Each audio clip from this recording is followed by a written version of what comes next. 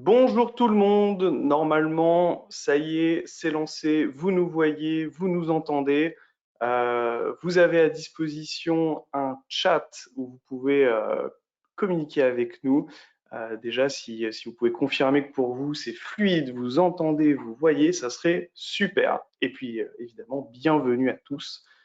On va bientôt lancer le webinaire, on va attendre quelques minutes que tout le monde arrive et puis ça sera bon.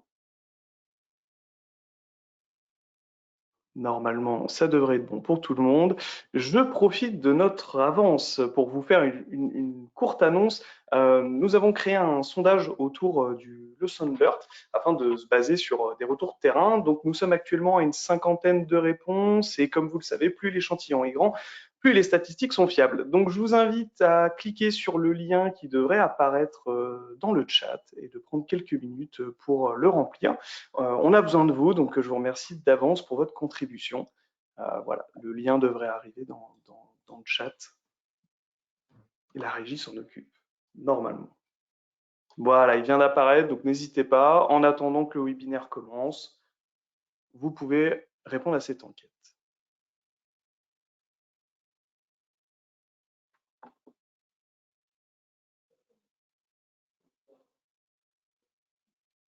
Tout le monde se connecte tranquillement. C'est le temps qu'on revient de la pause déjeuner.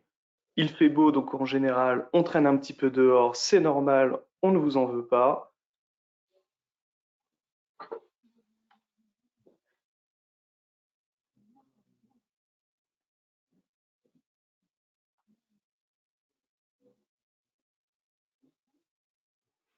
Donc pour ceux qui n'ont jamais trop utilisé cet outil, normalement vous devriez avoir un petit onglet avec marqué chatter et il faut ouvrir ce petit onglet. Vous allez pouvoir du coup poser vos questions ici, communiquer avec nous et puis également accéder au fameux lien dont je vous parlais au tout début.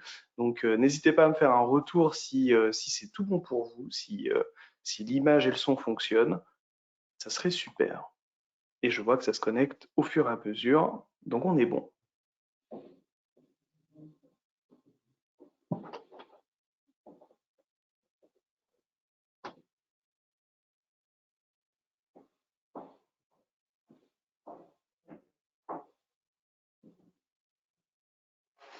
Treize heures 00, on va attendre que les retardataires soient en avance pour qu'on puisse lancer. Je propose qu'on attende 2-3 minutes avant qu'on lance et comme ça on pourra commencer notre webinaire.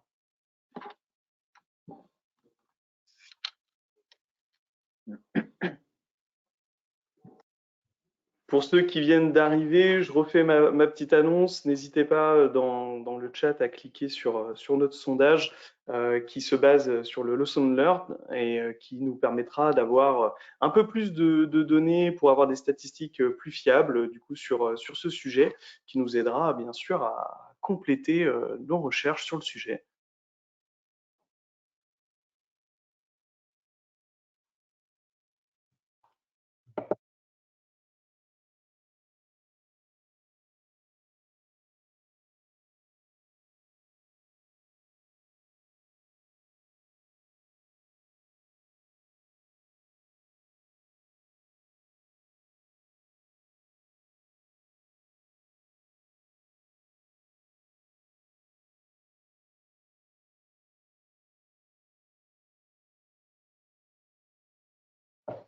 C'est parfait, je vous vois vous connecter au fur et à mesure.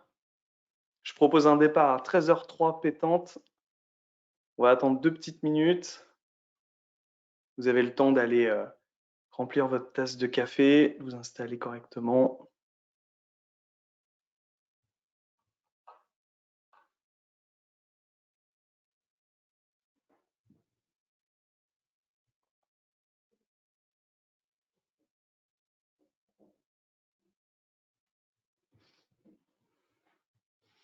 En tout cas, apparemment, l'image et le son fonctionnent.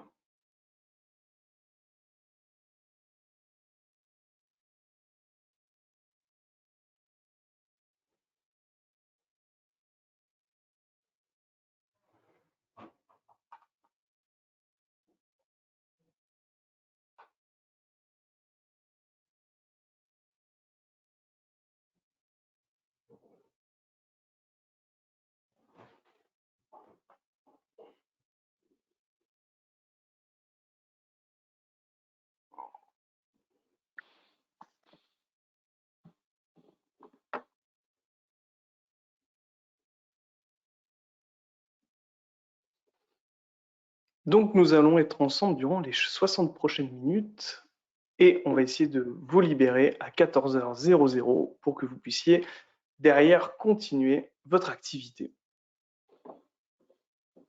Je propose du coup sans tarder de commencer car il est 13h03.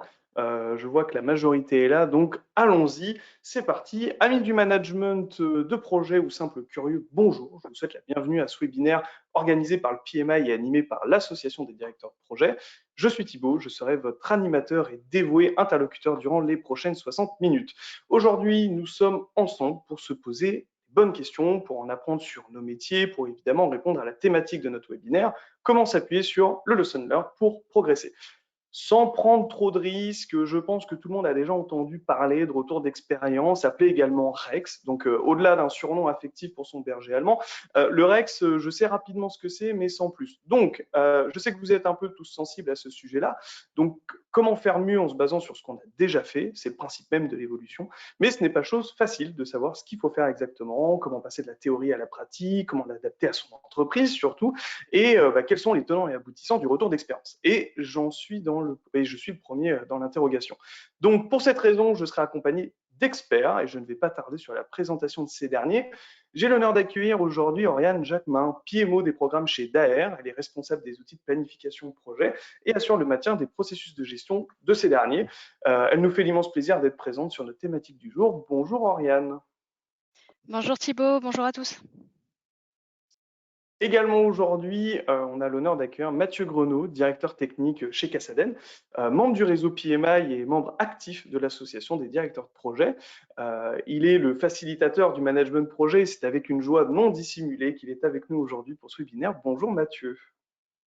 Bonjour, merci Thibaut, bonjour à tous. Avant de commencer, qu'on rentre dans le vif du sujet, j'aimerais laisser la parole à Jean-Paul Acari, qui représente la branche atlantique du PMI et qui va nous dire quelques mots sur le partenariat que l'association des directeurs de projet entretient avec le PMI. Bonjour à tous, donc Jean-Paul Acari, donc je suis l'animateur de la branche PMI Atlantique. Donc je vous remercie déjà à tous pour votre participation à ce webinaire. Donc je tiens aussi à remercier particulièrement donc, nos intervenants de ce jour, Oriane, Mathieu et Thibaut à l'animation, et plus généralement donc l'association des directeurs de projet, dont c'est déjà le troisième webinaire qu'ils animent dans le cadre de notre partenariat local, donc avec la branche PMI Atlantique. Donc, l'association des directeurs de projet mène différents travaux et réflexions sur des thématiques liées à la gestion de projet. Et je ne peux que me réjouir de leur démarche, de toujours vouloir améliorer les bonnes pratiques et surtout de souhaiter partager leurs résultats et analyses, expériences au sein de la communauté PMI. Un petit mot sur la branche Atlantique. Nous sommes organisés en pôles sur les villes de Caen, Nantes, Vannes, Brest, Lannion, Rennes. Et nous sommes évidemment prêts à accueillir tous les nouveaux volontaires pour développer nos actions locales notamment. Donc n'hésitez pas à nous contacter via le site PMI France, vous avez le contact. On répondra à vos sollicitations. Je laisse tout de suite la parole à nos intervenants et en particulier à Thibaut. Super, merci Jean-Paul pour ton explication. Ce que je vous propose du coup, si Mathieu, tu veux bien nous afficher les premières slides, à moins que ce soit déjà le cas, je vais vous parler très rapidement de ce qu'est l'association des directeurs de projet. L'association des directeurs de projet a pour but de nourrir ses membres en créant un espace de partage où chacun peut s'exprimer sur ses enjeux, son métier et le partage de bonnes pratiques. Pour la communauté du management de projet, c'est tout bénef pour vous. Vous avez accès aux fruits de leur travail à travers la production de dossiers guidelines et de webinaires. Et d'ailleurs, vous êtes actuellement au cœur de ce qu'est l'association des directeurs de projet. Donc, installez-vous bien, prenez votre plus belle tasse pour boire votre café et profitez. Aujourd'hui, dans le plan, globalement, voici un aperçu de notre chemin de réflexion. Nous allons évidemment avoir une approche théorique sur le sujet. Jusqu'à là, on est bon. Mais ce qu'on voudrait savoir également, c'est comment capitaliser sur le Rex, comment l'exploiter et surtout comment faire pour l'intégrer dans notre entreprise. Moi, je suis curieux de voir tout ça en pratique parce qu'on entend parler de retour d'expérience, de Rex, de lesson learned, de capitalisation d'expérience, etc., etc. Mais je suis un peu perdu. Donc, j'ai tout de suite laissé la main à Mathieu pour que tu puisses nous expliquer tout ça parce que c'est pas très, très clair encore. Merci Thibaut, merci à Jean-Paul aussi pour cette introduction. Je vous propose donc tout d'abord de regarder ensemble ce que disent les référentiels principaux du management de projet au sujet de la thématique des lessons learned. Alors, on est ici avec le PMI, donc il convient bien sûr de regarder en premier lieu ce que propose le PMI. Donc, vous le savez, pour ceux qui connaissent un petit peu le contenu du PMBOK, dans le domaine de l'intégration, il existe un processus qui s'appelle gérer les connaissances du projet. Et donc, c'est ce processus-là qui met en œuvre à proprement parler ce qu'on appelle les lessons learned, qui permet d'alimenter ce que le PMI appelle les actifs organisationnels, c'est-à-dire finalement la base des connaissances de l'organisation. Donc, le PMI met en avant les lessons learned comme étant un outil pour améliorer sa performance, améliorer ses pratiques de management de projet, et donc à ce titre-là, un outil d'amélioration continue. Il sert notamment à prendre du recul pour identifier ce qu'on fait bien et ce qu'on fait moins bien, et ainsi proposer des changements et des améliorations, d'une part pour corriger bien sûr les mauvaises pratiques, mais aussi pour diffuser et pérenniser des bonnes pratiques issues de bonnes pratiques qui ont été mises en œuvre une fois sur un projet ou issues de l'analyse des mauvaises pratiques pour faire en sorte qu'on s'améliore la prochaine fois. Le principe, en tout cas les quelques principes que le PMI suggère dans la gestion de ces lessons learned, c'est d'abord le fait d'être régulier, de l'intégrer au fonctionnement même du projet, donc de ne pas se limiter à une analyse en fin de projet, par exemple. Le PMI suggère également de documenter toutes les analyses, donc de bien tracer dans un registre des retours d'expérience tous les événements qui se produisent et puis tracer le devenir de ces événements. Et puis, bien sûr, le PMI suggère de transversaliser le plus possible les bonnes pratiques en les inscrivant dans les processus de management du projet en cours, mais également des projets suivants. On a également regardé le référentiel PRINCE2, qui a le bon goût d'être assez complémentaire à celui du PMI. Donc, ce qui est intéressant sur ce référentiel-là, c'est qu'il repose sur 7 principes du management de projet, dont l'un est explicitement le fait de tirer des leçons de l'expérience. Et donc, à ce titre-là, on comprend bien que PRINCE2 souhaite mettre l'accent sur le vecteur, le levier important que représente le fait de capitaliser sur les bonnes pratiques. Ce qui ressort concrètement des propositions de PRINCE2, c'est d'abord de recycler des contenus. Bien sûr, la valeur d'un projet, elle réside essentiellement dans ce qui est nouveau. Et quand on lance un nouveau projet, tout ce qu'on va faire n'est pas forcément nouveau. Et donc, à ce titre-là, PRINCE2 suggère vivement d'éviter de perdre du temps en refaisant, en recommençant des choses qui existent, et donc en maximisant le recyclage, c'est dans l'air du temps, éviter de dépenser de l'énergie à reproduire des choses qui ont déjà été faites. Un deuxième principe, c'est d'encourager les parties prenantes à faire des suggestions d'amélioration continue en permanence. Voilà, donc ça recoupe un petit peu ce qu'on voyait avec le PMI, c'est-à-dire que on retrouve cette idée que les lessons learned ne doivent pas être cantonnés à un exercice à un moment donné du projet, mais bien un exercice qui se fait tout au long du projet, parce que tous les événements qui se produisent tous les jours dans la gestion du projet peuvent être une source d'apprentissage. Et enfin, un principe qui est fondateur, et on y reviendra, c'est bien sûr de penser à recourir à la base des connaissances en début de projet, parce que si on a une base de connaissances et qu'on ne l'utilise pas, quelque part, ça n'a aucun intérêt de faire de faire toute cette démarche. Et donc, on peut intégrer ces retours d'expérience, notamment dans la gestion des risques, parce que vous savez, vous le connaissez à travers les projets que vous gérez. Chaque nouveau projet a sa part d'inconnu, mais aussi sa part de prévisible sur la base de ce qu'on a déjà rencontré par le passé. Donc, il serait dommage de ne pas pouvoir s'appuyer sur ce retour d'expérience.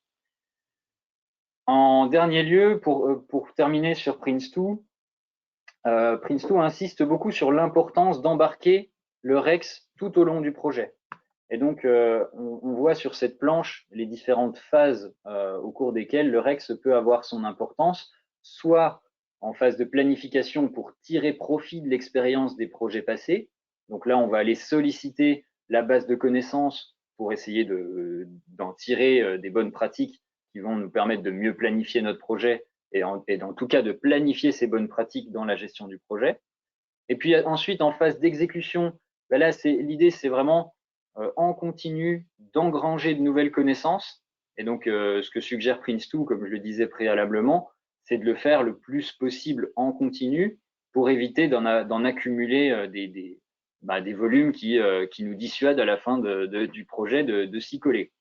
Et enfin, en phase de clôture, l'idée, c'est d'établir un rapport formel qui va permettre, d'une part, de rendre les données disponibles et accessibles, et puis ça permet aussi de structurer les apprentissages, donc de faire des recoupements entre des événements qui auraient pu se produire à différents moments du projet, voilà, pour avoir vraiment une approche la plus aboutie et avec le plus de recul possible par rapport à ces discussions. Alors, pourquoi est-ce qu'on fait des REX? Par définition, on fait des REX pour s'appuyer sur le retour d'expérience, pour analyser, distiller les événements qui se sont produits au cours du projet, pour essayer d'en tirer des bonnes pratiques. Et donc, s'il est assez naturel de revenir sur ce qui n'a pas bien fonctionné, hein, souvent on a tendance aussi assez facilement à se dire « oh là là, cet événement-là, il va falloir qu'on l'analyse pour ne pas le reproduire », il ne faut pas oublier aussi d'analyser ce qui s'est bien passé, parce que les événements positifs, ils sont des sources d'amélioration de la productivité, d'amélioration de la qualité, de l'amélioration du fonctionnement de la gestion de projet de manière générale. Et donc tout l'enjeu, on voit ici sur cette planche quelques exemples d'événements dits négatifs ou d'événements dits positifs. Tout l'enjeu, ça va être de capitaliser sur ce qui s'est mal passé pour mieux le gérer, ce qui s'est bien passé pour chercher à le reproduire ou chercher à faire en sorte de bien comprendre comment cette opportunité s'est présentée. Et donc, on fait des REX, on l'a dit, principalement pour progresser dans la gestion de nos projets. Alors, ça peut avoir un impact sur la gestion des projets actuels, mais ça peut aussi, bien sûr, avoir un impact sur la gestion des projets futurs. Ce qui est intéressant, c'est que on se rend compte en discutant avec différentes sociétés au sein de l'association des directeurs de projet que celles qui sont les plus matures en matière de lessons learned, elles valorisent souvent aussi d'autres bénéfices collatéraux du fait de pratiquer les retours d'expérience. Et notamment, c'est des bénéfices qui tournent autour de l'investissement de l'équipe et du climat de coopération. Parce qu'on se rend compte que le fait de démystifier l'échec, le fait d'oser parler des événements qui se sont mal passés ou de mettre en valeur les choses qui se sont bien passées, quelque part, on est vraiment dans des outils de management qui facilitent la création d'un lien de confiance dans l'équipe. Et donc, ça crée un climat de coopération qui est bien sûr essentiel pour bien travailler ensemble dans la gestion d'un projet. Au-delà de ça, le fait d'être capable de s'appuyer durablement sur les retours d'expérience, ça permet d'enrichir la base de connaissances et aussi de valoriser le métier du chef de projet ou le métier, le sens d'avoir une cellule PMO pour ceux qui en sont dotés, parce que c'est une cellule qui va vraiment être durablement un vecteur d'apport de valeur dans la société. Et donc, à ce titre-là, c'est toujours intéressant de travailler sur ces thématiques. Ça doit être, par contre, considéré comme un investissement parce que ce n'est pas une démarche dont on va percevoir les bénéfices immédiatement. C'est plutôt une démarche de long terme. Mathieu, je me permets de te couper. Tu parles d'un investissement, mais un investissement, bon, c'est qu'il doit y avoir entre guillemets un retour sur investissement, et puis ça ne doit pas coûter grand-chose de faire un retour d'expérience globalement. Détrompe-toi, Thibaut, parce que moi je parle vraiment d'investissement parce que c'est une démarche qui demande beaucoup d'énergie et je pense que les gens qui sont aujourd'hui connectés à ce webinaire en ont bien conscience. Ça demande de mobiliser beaucoup de ressources, des ressources humaines, qui peuvent avoir parfois du mal à cerner l'intérêt finalement de faire cette démarche. Pour autant, une démarche de REX, pour qu'on puisse en tirer de la valeur, elle doit absolument tenir solidement sur ces deux jambes. Vous avez d'une part le fait de capitaliser de façon efficace, donc engranger régulièrement des nouvelles connaissances, et d'autre part le fait d'exploiter régulièrement de façon quasi systématique les connaissances acquises, parce que dans le cas où l'une de ces composantes n'est pas correctement remplie, ben, on risque de tomber dans un cercle vicieux qui va conduire finalement à l'abandon de la démarche parce qu'on n'en tirera aucune valeur.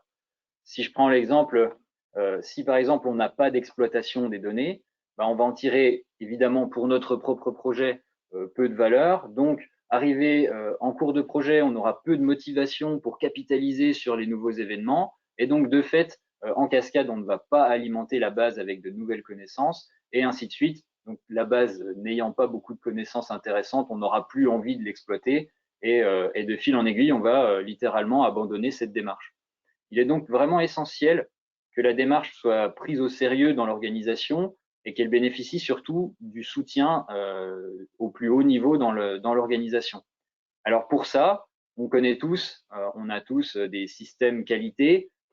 C'est vrai que c'est une solution, adopter une approche systémique, c'est une solution qui permet de mieux ancrer cette démarche dans les pratiques habituelles du personnel. Donc l'approche systémique en quelques mots, et je ne vais pas m'étendre là-dessus, mais le principe c'est quand même de structurer et de documenter une démarche dans le système qualité, un processus qui va décrire la façon dont on va fonctionner, et puis également définir des outils de surveillance et une gouvernance appropriée pour garantir que tout ce qu'on fait dans le cadre de ce processus est efficace et concourt à l'atteinte des objectifs qu'on s'est fixés. Alors justement, c'est bien que tu affiches cette slide-là parce que à t'entendre, et ça a l'air facile et on dirait que c'est chose acquise pour tout le monde. Mais si on regarde un peu notre sondage, on voit qu'il y a seulement la moitié des entreprises qui font du lesson learn. Et ça prouve que c'est pas forcément plug and play, le reste, enfin que c'est pas encore quelque chose de acquis pour tout le monde. D'ailleurs, autre point, quasi 2/3 des sondés réalisent leur retour d'expérience à la fin du projet. Voilà, je sais pas si c'est une bonne chose ou pas. Tu vas sans doute nous le dire. Justement, je vais revenir là-dessus parce que pour moi, et c'est le retour, c'est un retour qui est issu de nos réflexions avec l'association. Le REX ne peut pas s'appuyer seulement sur cette brique qu'on a appelée le bilan de projet, qui est au milieu de la planche ici, mais bien, voilà, on a identifié finalement trois catégories d'activités qui peuvent permettre d'avoir un processus vraiment efficace. Le bilan de projet en est un, bien évidemment, et on va revenir dessus dans la partie suivante. Mais n'oublions pas tout ce que j'expliquais tout à l'heure par rapport au fait de remonter régulièrement les situations qui se présentent au cours de projet pour pouvoir les analyser et ne pas passer à côté de situations qui peuvent peut-être au premier abord paraître anodines, mais dont on peut tirer de la valeur. Et puis un troisième élément, ce que j'ai appelé le REX récurrent, c'est le fait de s'imposer dans notre organisation à une fréquence régulière, d'organiser des événements autour des bonnes pratiques qui sont tirées de notre expérience. Ça, c'est vraiment un vecteur d'exploitation important des lessons learned qui permet la transmission du savoir au-delà, bien sûr, du cercle de privilégiés qui ont contribué à mettre au point ces lessons learned, mais bien, c'est une façon d'évangéliser, entre guillemets, de diffuser ces bonnes pratiques dans l'organisation. Ok, je comprends un peu mieux. Donc, tu nous as bien expliqué la théorie, et de manière plutôt correcte, hein, je te l'accorde. Quand on t'écoute, tout est facile et entre guillemets, hein, tout le monde peut le faire, mais ce que je voudrais vraiment, est-ce que tu aurais un exemple concret d'entreprise qui aurait réussi à mettre en pratique ce que tu viens de nous décrire? Eh bien, justement, avec l'association, on a eu l'occasion d'échanger pendant plusieurs mois sur cette thématique. On a rencontré des professionnels et l'un des membres de l'association a justement mis en place récemment un nouveau processus assez pragmatique pour gérer le retour d'expérience. Donc, je vais vous présenter ça. On est chez Sodebo, une entreprise vendéenne que vous connaissez certainement, donc dans le domaine de l'agroalimentaire. Le principe de cette démarche, c'est de faire des bilans de projet très détaillés en fin de projet et d'animer en parallèle une communauté de chefs de projet en organisant des événements dédiés au partage des bonnes pratiques, donc ce que j'exprimais juste avant.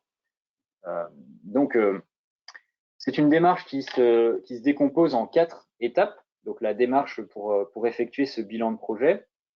D'abord, on va sélectionner les projets. Donc, souvent, on se dit, pour faire un bilan de projet, c'est facile, il suffit d'inviter les membres de l'équipe, de les faire parler, de faire un bon compte-rendu, et puis voilà, on aura fait notre travail. Pour autant, quand on questionne les chefs de projet qui fonctionnent sur ce principe-là, et il y en a plusieurs dans l'association, on nous répond souvent que, en fait, ces ateliers où il y a beaucoup de monde, où il n'y a pas eu forcément beaucoup de préparation en amont, ça part dans tous les sens. C'est pas toujours simple de se concentrer sur l'essentiel, de distinguer ce qui relève de bonnes pratiques de très haut niveau et ce qui relève de bonnes pratiques très, très pragmatiques et très spécifiquement dédiées à ce projet, de hiérarchiser les informations, etc. D'ailleurs, oui, je me permets de faire un peu monsieur sondage, parce que j'ai le sondage sous les yeux. Effectivement, quand je relis les données, on s'aperçoit qu'il y a à peu près 50% des chefs de projet qui organisent des ateliers de travail collectif et qui sont dans les 3/4 du temps animés par un membre de l'équipe ou par le chef de projet lui-même. C'est justement pour ça qu'on préconise, nous, avant d'organiser ce type d'événement, de prendre le temps de bien préparer la démarche.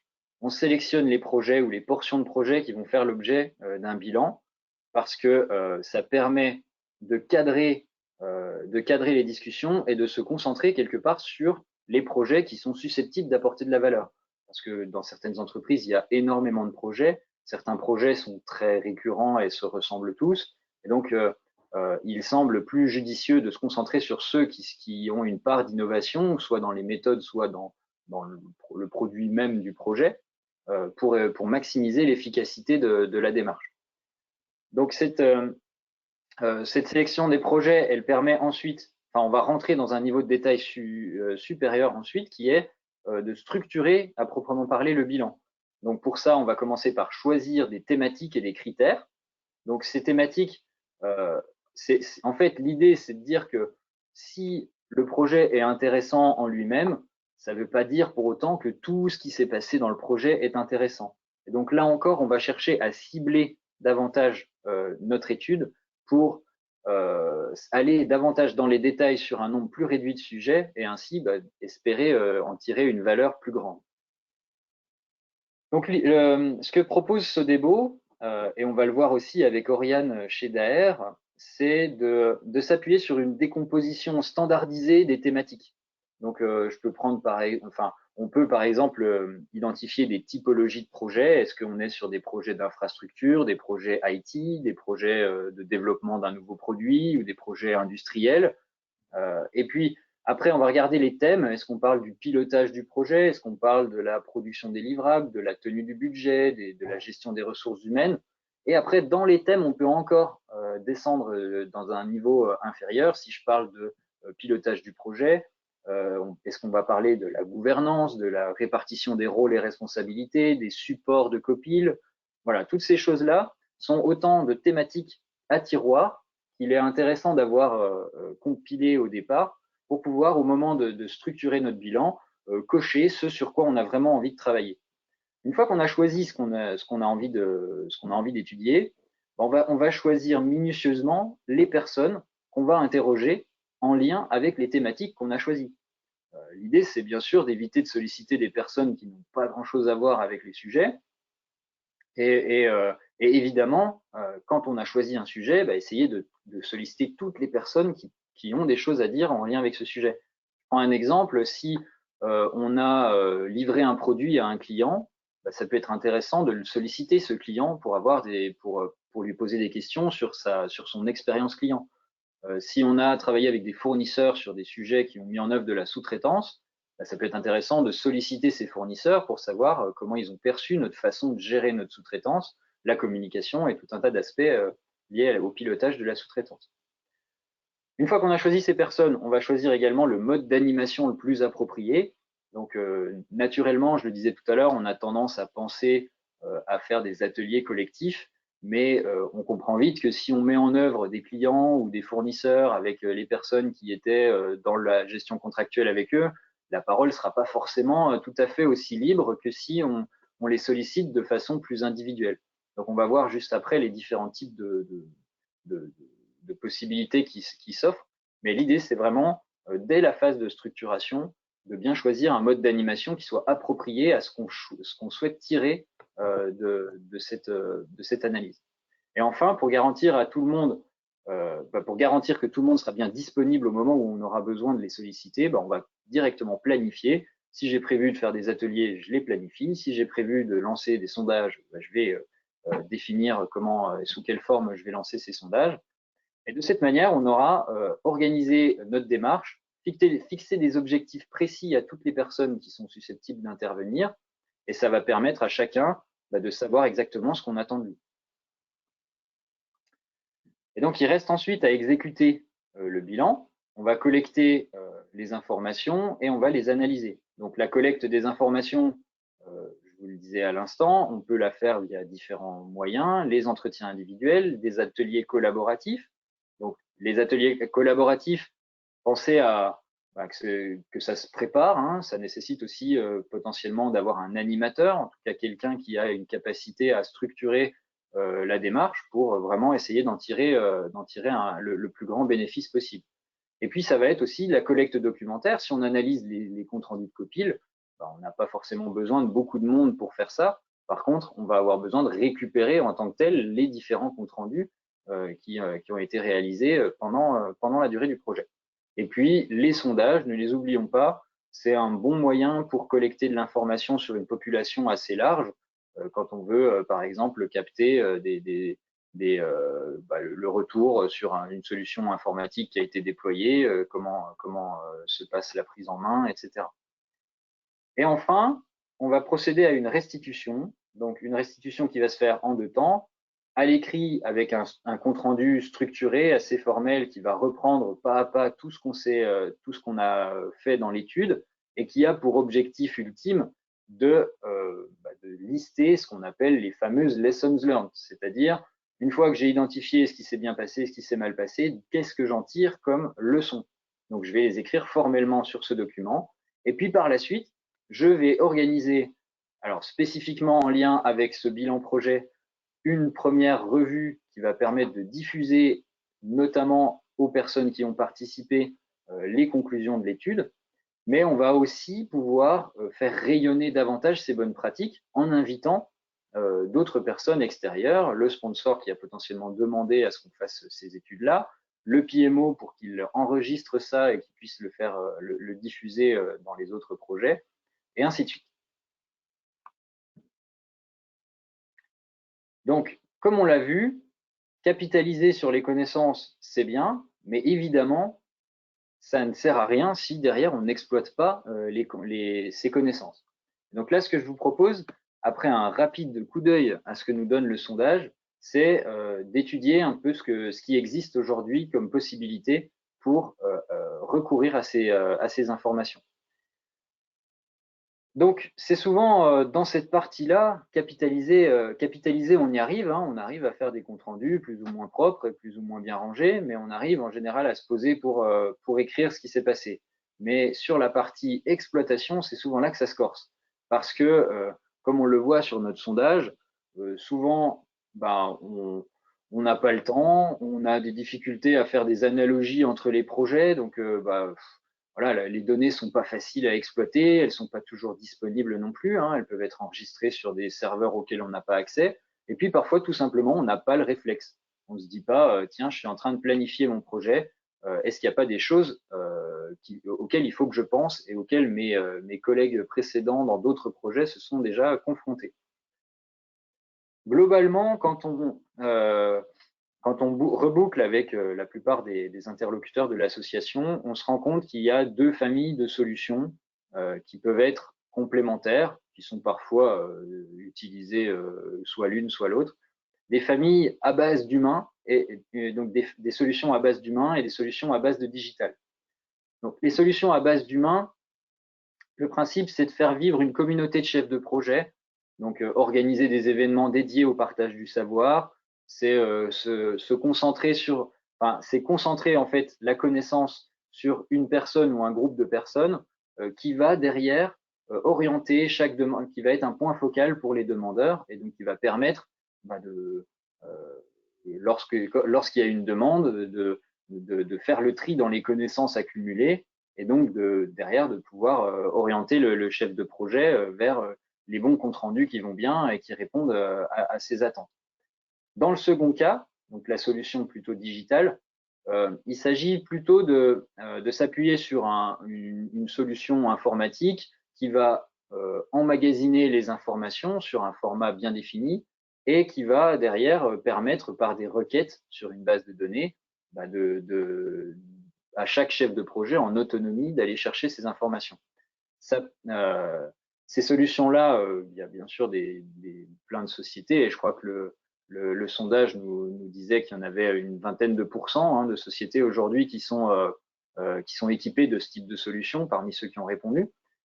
Mais il y a des enjeux qui sont forts pour que ça marche. C'est bien sûr, d'une part, la disponibilité des données. Donc, il y a une gestion de droit qui doit être faite et c'est pas toujours simple lorsqu'on a des ressources qui peuvent être parfois des chefs de projet qui peuvent être extérieurs à la société. Est-ce qu'on s'autorise à donner l'accès à cette base de savoir à toutes ces personnes-là?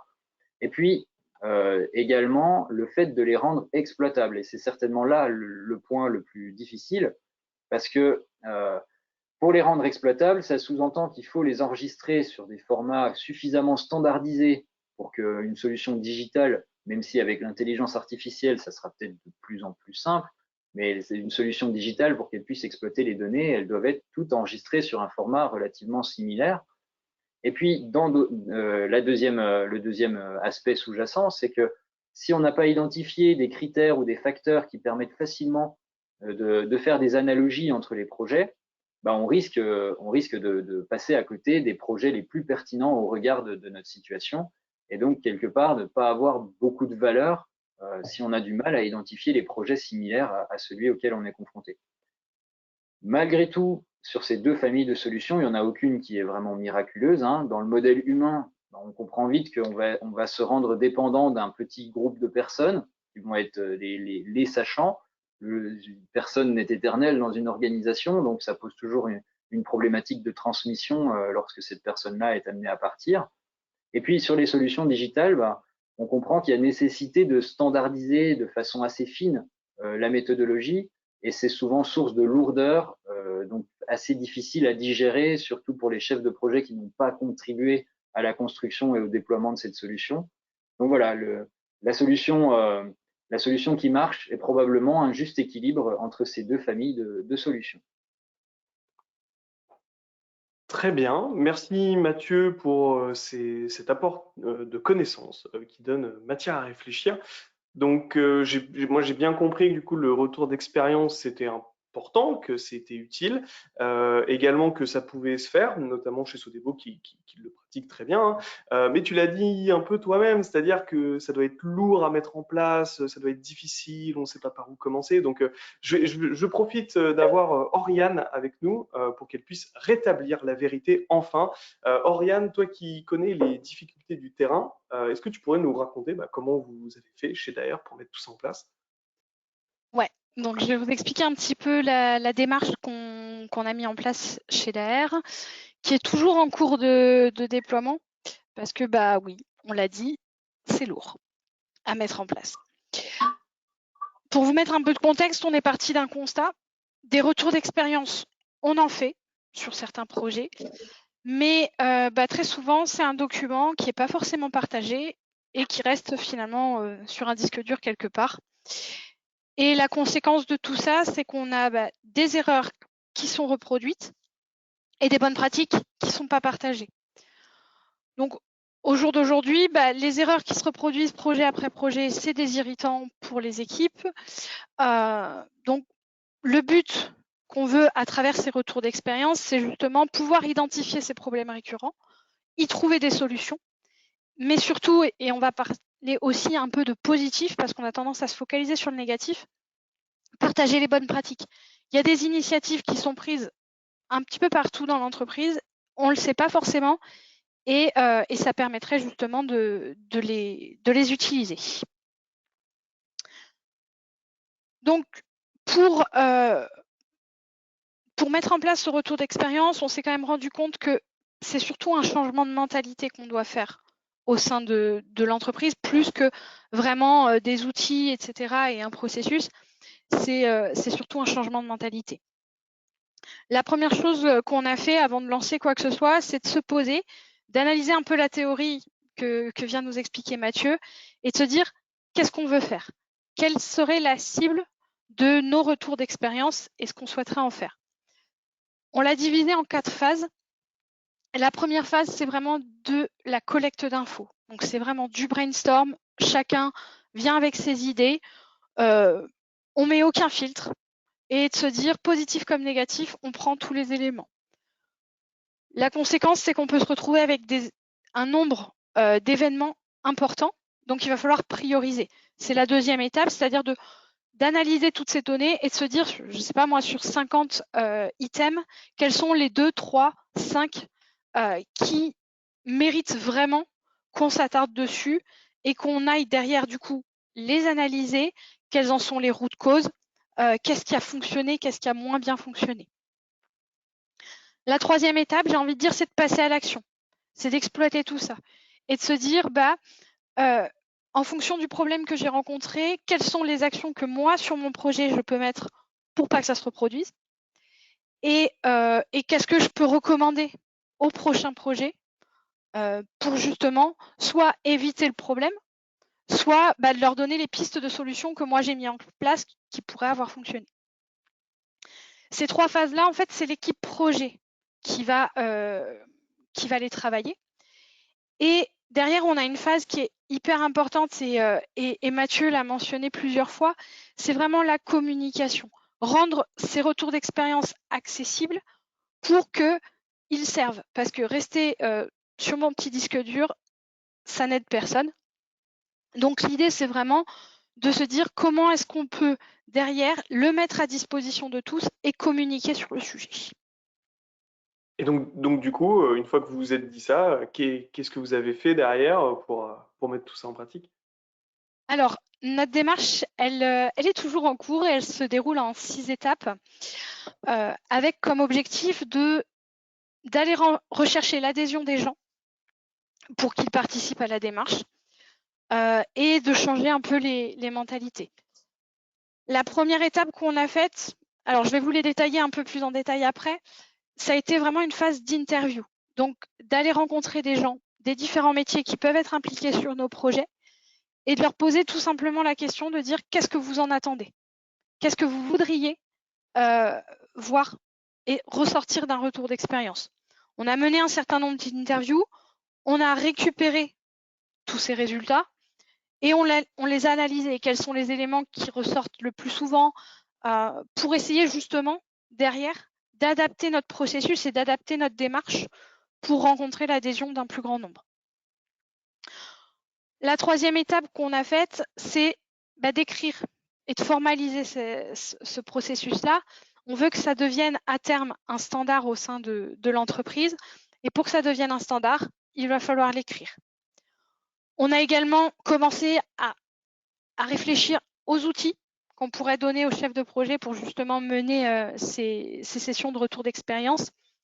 Et on a commencé à déployer sur certains projets. Donc aujourd'hui, on est dans cette phase-là, dans le but de justement essayer de voir si notre outil il est adapté ou il ne l'est pas, comment est-ce qu'on peut le rendre plus adapté, est-ce que notre processus il fonctionne ou pas.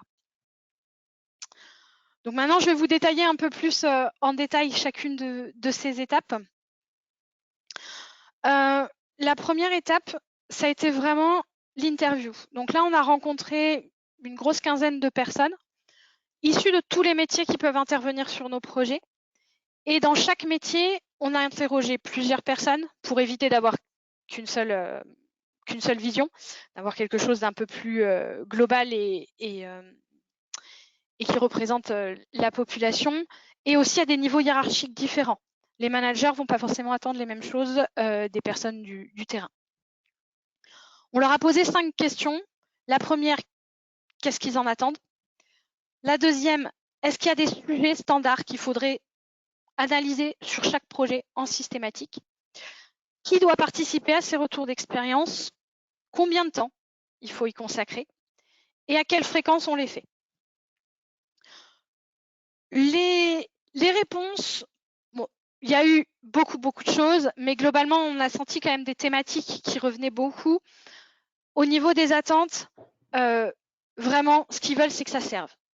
Faire un document, comme j'ai dit, pour le mettre dans un coin, ça ne sert à rien, c'est une perte de temps pour eux et pour nous aussi.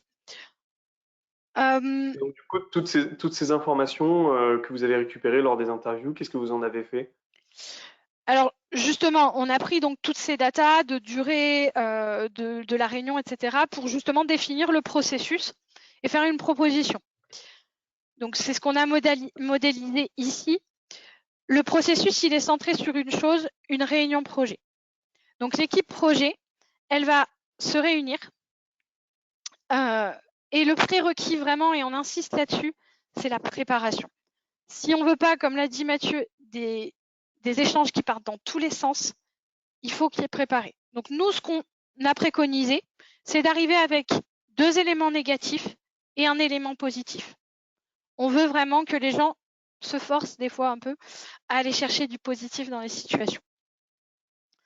Comment se déroule la réunion? Elle se déroule en 2 temps. La première, c'est des échanges. Chacun apporte ses idées. Il y a des échanges entre les différents participants. Et dans un deuxième temps, c'est OK, dans tout ce qui s'est dit, quels sont les éléments qu'on retient et qu'est-ce qu'on met comme plan d'action ou préconisation derrière. Cette réunion, on la limite volontairement à 2 heures. Alors, certains de nos personnes interrogées nous ont dit 1 heure maximum. 1 heure, c'est vraiment court. Mais plus de 2 heures, c'est compliqué parce qu'on a des gens qui sont occupés par l'opérationnel, par les priorités du projet et qui n'ont pas forcément le temps de se dégager une demi-journée ou une journée complète pour faire un retour d'expérience. En termes de fréquence, on a opté pour avant chaque jalon. Nos projets sont découpés en 6 jalons qu'on appelle des gates. Et donc, du coup, ce qu'on a dit, c'est que à chaque passage de gate, on doit se forcer à faire un retour d'expérience ou à minima 1 fois par an. On a des projets qui peuvent durer plusieurs années. Le projet sur lequel on l'a fait a duré quasiment 10 ans. Vous vous doutez bien qu'au bout de 10 ans, on est incapable de savoir ce qui s'est réellement passé en début de projet. Une fois qu'on a renseigné toutes ces données-là, donc dans un petit template que je vais juste vous montrer après, le but, c'est d'historiser tout ça dans une base de données. Alors, l'outil, pour l'instant, je vais être honnête, on ne l'a pas. Mais l'objectif, c'est que cette base de données elle soit accessible à tous et que chacun puisse aller chercher les informations dont il a besoin. Et Mathieu a parlé de communication à l'oral. Et ben là, c'est pareil. Nous, on veut faire pareil, c'est-à-dire qu'on a une synthèse du retour d'expérience qu'on veut partager lors de nos jalons majeurs, qui sont donc nous les gates 4 et 6, comme on les appelle, qui ont un intérêt particulier pour le management, mais aussi en transversal aux différents managers métiers pour pouvoir permettre que les actions concrètes puissent avoir lieu et être prises au bon niveau. Donc en termes d'outils, on a été assez simple, on a créé un fichier Excel, voilà, qu'on a construit un peu sous format base de données. Le but, c'est de le renseigner en séance pendant les échanges, de renseigner quel est l'événement, quelle est sa description, quelle est sa route cause, quelles sont les actions qu'on met en face, et lui attribuer une thématique, une catégorie, pour pouvoir permettre de filtrer plus facilement entre les différents projets et d'avoir des thématiques standards. On a aussi, je peux juste revenir à la slide d'avant, on a une petite colonne avec une petite croix pour dire si on veut que cet élément il est suffisamment majeur pour le faire apparaître sur notre synthèse, qui est la slide suivante du coup. L'idée de cette synthèse, c'est que tout le monde ait le même format. Quel que soit le projet, on a le même reporting. On l'a intégré au fichier pour que les chefs de projet aient juste à faire un copier-coller s'ils doivent le partager dans une slide ou autre. Et on l'a automatisé. Alors, vous ne le voyez pas à l'écran, mais sur le côté, il y a un petit bouton où il y a marqué « Générer la synthèse ». On clique dessus et elles se génèrent toutes seules. L'objectif vraiment, c'est d'avoir un formalisme commun, chacun fait pas son petit format, et un gain de temps. Le chef de projet et l'équipe se focalisent sur le contenu et pas sur la forme. Du coup, actuellement, on est en phase de déploiement. Donc, pour la suite, un petit peu de ce qui va se passer dans les prochains mois. Chaque projet en cours qui va passer un jalon, on va lui demander de faire une session de retour d'expérience. On va bien entendu pas les laisser tout seuls, on va les accompagner de plusieurs manières. La première, c'est la préparation, de le préparer avec le chef de projet pour qu'il soit à l'aise dans la démarche, pour qu'il puisse se l'approprier. Et le préparer aussi en termes d'animation. Est-ce que le chef de projet, il se sent à l'aise pour mener l'animation lui-même? Est-ce qu'il a besoin que l'équipe, donc méthode et outils dont je fais partie, fasse l'animation pour l'aider à enclencher la démarche? Comme je vous l'ai dit, on a fait une première réunion sur un projet. Alors, le feedback qu'on a eu, il est plutôt bon. Les équipes avaient préparé, on a eu des échanges qui étaient animés, constructifs, et ça, c'était super intéressant. Par contre, on a eu un peu de scepticisme de la part des équipes qui ont cette habitude-là de se dire oui, bon, ok, c'est un bout de papier, c'est dans un coin et on n'en fera rien. Donc, ils ont vraiment besoin au jour d'aujourd'hui d'être convaincus que la démarche sert à quelque chose. Et donc, du coup, comment est-ce qu'on va essayer de mener cette conduite du changement?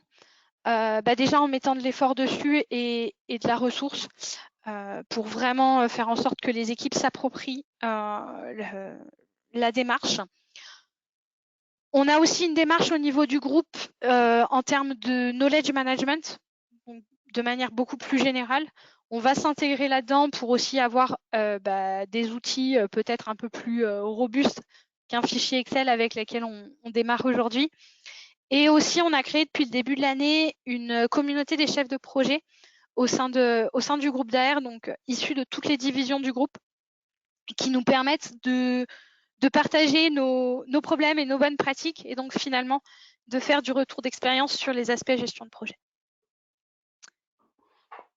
Très bien, merci Oriane pour ce retour et pour ton expérience. Maintenant, Mathieu, Oriane, je vous laisse l'ultime dernier instant pour répondre très rapidement, parce que le temps tourne, à la question suivante. Que pouvons-nous retenir de ces 45 dernières minutes? Alors, je pense qu'on a abordé la thématique sous 3 angles. Le premier, c'est à quoi ça sert de faire des lessons learned. Donc, pour moi, c'est avant toute chose un vecteur d'amélioration des pratiques de management de projet. Ça, on l'a dit à plusieurs reprises. Ça permet d'éviter de reproduire les mêmes erreurs. Ça permet de favoriser des événements positifs. Et ça permet également de fédérer davantage l'équipe. On a eu quelques réactions dans le chat sur ce sujet. C'est vrai que le fait que les gens soient en confiance, ça favorise l'esprit critique, et donc c'est une critique constructive qui va permettre vraiment de rentrer dans cette dynamique d'innovation et d'amélioration. Il y a eu des clés de réussite qui ont été présentées, notamment, et ça j'y suis assez attaché, le fait de travailler sur la culture, la culture de la société. Oriane en a beaucoup parlé aussi, ce changement de mindset. Donc, insister auprès de chacun sur l'importance de remonter les bonnes pratiques, de remonter des situations qui se sont présentées pour en faire des bilans. Voilà. Cibler les bilans pour ne pas se disperser, et bien se concentrer sur la valeur. Et puis, évidemment, structurer les résultats pour qu'ils soient plus faciles à exploiter derrière et se forcer à les partager au sein d'une communauté idéalement que ce soit des rendez-vous récurrents, parce que plus on va partager autour de ces bonnes pratiques, plus ça va donner du sens à la démarche et ça va inciter les personnes à contribuer à la capitalisation. Et pour terminer aussi, il y a un vrai aspect qu'il ne faut vraiment pas négliger, c'est l'aspect de la mentalité et du mindset des gens. La conduite du changement est vraiment primordiale pour leur permettre d'adhérer, donc faire vraiment attention à ce qu'ils en attendent pour y répondre. ça ne fera que favoriser la démarche, intégrer tous ces éléments-là dans les standards. Ça les rend quelque part obligatoires et ça permet d'être sûr de les intégrer et surtout ne pas hésiter en fait à essayer des choses. Et nous, on a commencé avec un fichier Excel, on l'a refait après la première réunion parce qu'en fait, on s'est rendu compte qu'il n'était pas approprié. Bah, c'est pas grave, on n'attend pas d'avoir un outil ultra perfectionné. On avance et on y va en itératif. Ok, super. Dans ce cas-là, ce que je vous propose, c'est de rapidement répondre à certaines de vos questions qui ont été posées dans le chat. Là, je vois que le temps presse, donc je me permets de regarder un peu les questions qui ont été posées. Je pense qu'on va en répondre à quelques-unes en fonction du temps qui nous reste. Je vais commencer par toi, Mathieu. Il y a une question qui a été posée. Où se situe la rétrospective agile dans la V7? Alors, moi, je suis pas forcément très à l'aise avec l'agilité parce que aujourd'hui, c'est pas un domaine sur lequel je suis très présent. Malgré tout, je rencontre de plus en plus de projets qui fonctionnent en gestion hybride. Donc, on intègre des boucles agiles dans un cycle un petit peu plus prédictif. Et enfin, ça prend tout son sens. Ces boucles agiles sont par nature un formidable vecteur d'exploitation des lessons learned. Parce que le principe, c'est bien de se poser régulièrement la question à la fois de est-ce que ce qu'on a fait est bien, mais est-ce que comment on l'a fait est la bonne manière de le faire. Et donc, quelque part, l'agilité doit être le fait de fonctionner en agile doit être un moyen qui permet de répondre encore plus, de mettre en œuvre encore plus vite les lessons learned de la boucle itérative précédente. Voilà, si on arrive à intégrer dans les rituels agiles le fait de se poser des questions sur le retour d'expérience de la boucle précédente, on va pouvoir peut-être dès la boucle suivante intégrer des bonnes pratiques, ce qui va permettre de progresser de proche en proche. D'accord, ok, très bien. Petite question pour Oriane. Est-ce que tu pourrais préciser les gates 4 et 6 et un peu leur importance?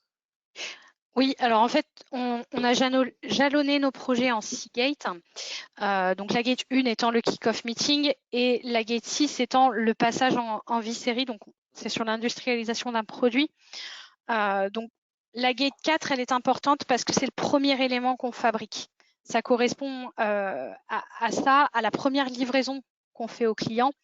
Donc finalement, c'est toutes les études et toute l'industrialisation qui devient concrète. Donc, et ça s'accompagne bien entendu d'un gros dossier qualité qu'on fournit au client. Donc, c'est une étape très importante du projet et ça permet aussi de voir comment va se comporter la suite. Ça confirme qu'on sait fabriquer le produit.